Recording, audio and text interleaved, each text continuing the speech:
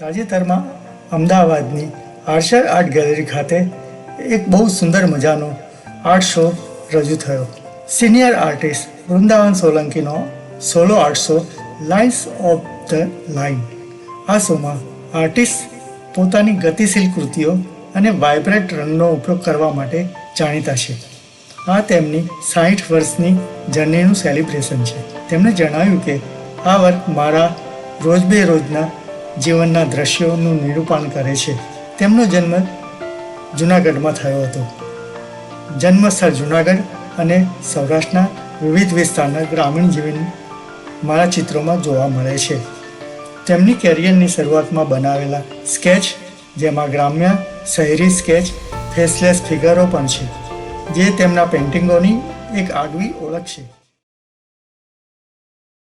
આજે આપણે વૃંદાવન સોલંકીના સોલો શોમાં આર્ચર ગેલેરીમાં છીએ.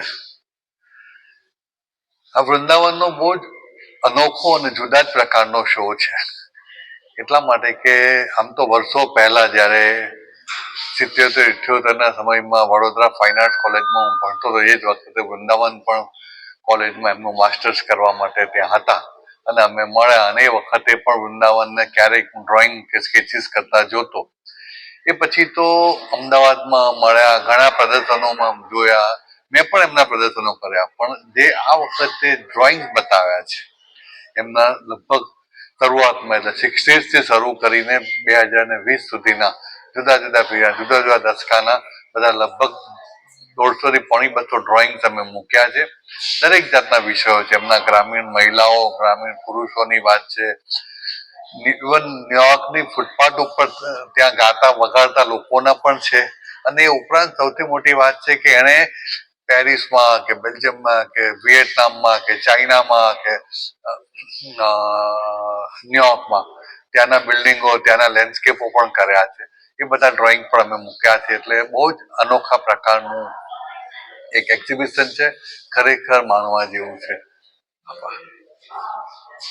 અને વૃંદાવનને તો ખાસ આટલા બધા જ કામોની સાથે અહીંયા આગળ સાથે એમના એકદમ રિસન્ટ કેનવાસીસ પણ મૂક્યા છે. એટલે આ બધા જ માટે ખૂબ ખૂબ શુભેચ્છાઓ.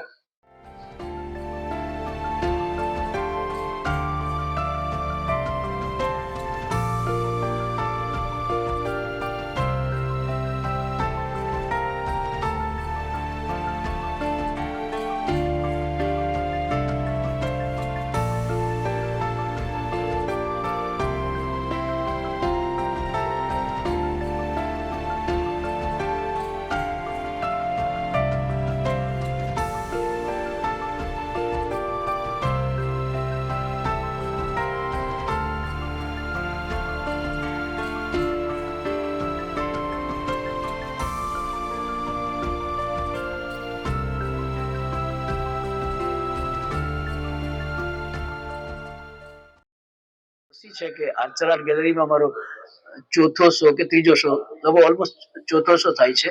પણ આ શોની ખાસિયત એ છે કે અનિલભાઈએ અને મનનભાઈએ એ મારા જે કલર ચિત્રો છે એના પર તો એને ધ્યાન આપ્યું, પણ વિશેષ કરીને મારા સ્કેચીસ જે 60-70 વર્ષના છે ની જર્ની, મારી આર્ટની જર્ની દરમિયાન મેં બનાવ્યા છે, એ સ્કેચીસ એમને ખાસ કરીને મૂક્યા છે. અને એક સ્કેચીસ મારા માટે ઘણા અગત્યના છે.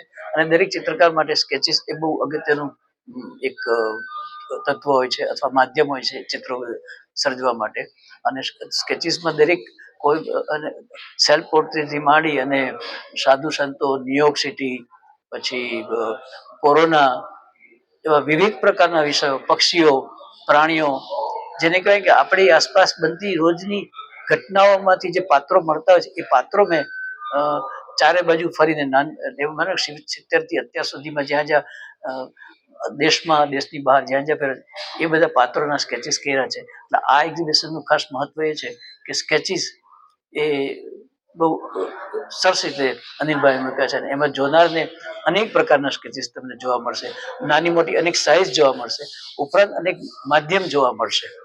અને બ્રશથી મળે, ક્યાંક ચારકોલથી મળે.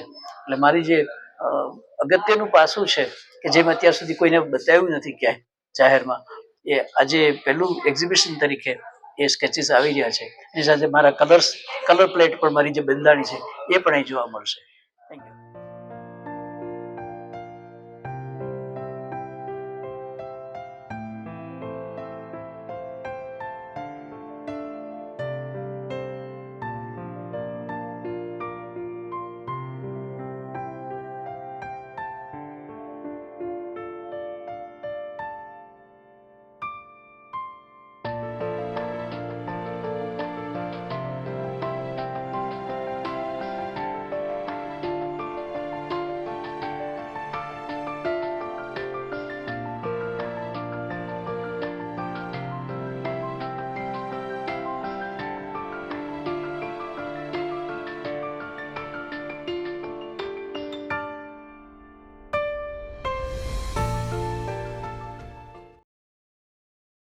Hello, it's a great moment for me to see this exhibition of Vrindavan by Solanki.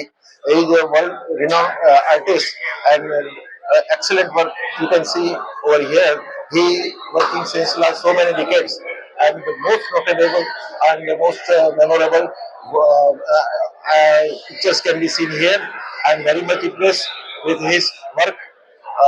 May God bless him, and I hope and trust that we will for sure we will see his arts more and more.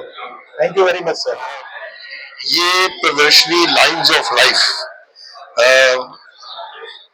Gujarat के बड़े ही वरिष्ठ कलाकार वृंदावन सोलंकी जी की प्रदर्शनी है, उनके काम की प्रदर्शनी है और बहुत ही महत्वपूर्ण प्रदर्शनी है, ऐसा मैं शुरुआत में ही कह सकता हूँ। उनके पिछले 60 साल का काम इस प्रदर्शनी में दिखाया गया है और ये प्रदर्शन जो है जितना उनके काम का रेंज है उसके हिसाब से ये आर्चर आर्ट गैलरी में हो रहा है और आर्चर आर्ट गैलरी के सिवा शायद इतना काम और कहीं पे प्रदर्शित हो भी नहीं सकता था। और इसमें जैसे मैंने अभी कहा जूनागढ़ से ताल्लुक रखने वाले वृंदावन जी का पिछले 60 साल का काम है, जिसमें उनके स्केचेस, ड्राइंग्स और black and white figurative paintings और फिर बाद में उनके रंगदार जो पेंटिंग्स है वो इसमें सारे शामिल किए गए हैं।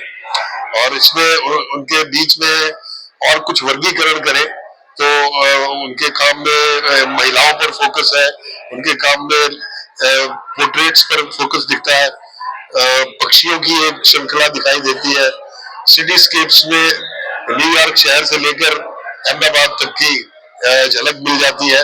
तो इस तरह से उन्होंने 1962-63 के आसपास जब छात्र रहते हुए अपना काम शुरू किया था, उस समय से लेकर आज तक का पूरा एक झलक उस काम की मिलती है और बहुत ही अच्छा काम करते हैं वो। एक उनका एक और सिग्नेचर एक क्वालिटी है कि वो फेसलेस फिगर्स बनाते हैं, जिसके लिए वो जाने जाते हैं। वो उस तरह के उस खंड के काम भी यहाँ इस प्रदर्शनी में देखने को मिलेंगे। तो बहुत ही महत्वपूर्ण प्रदर्शनी जो एक बार एक तरह से रेट्रोस्पेक्टिव एक पूरा अवलोकन उनके पिछले काम का जो भी करना चाहे उसको इस महत्वपूर्ण प्रदर्शनी में आकर जरूर सोलंकी साहब का काम देखना चाहिए। सोलंकी साहब को शुभकामनाएं, बधाई इस प्रदर्शनी के लिए और आर्चर आर्ट गैलरी को भी बहुत अच्छे से इस प्रदर्शनी को रखने के लिए उनको भी बधाई। हम कामना करते हैं कि सोलंकी साहब इसी तरह और अच्छा काम करते रहे, हमारे साथ रहे और हम उनके काम को देखने का हमेशा अवसर और लाभ उठाते हैं। धन्यवाद।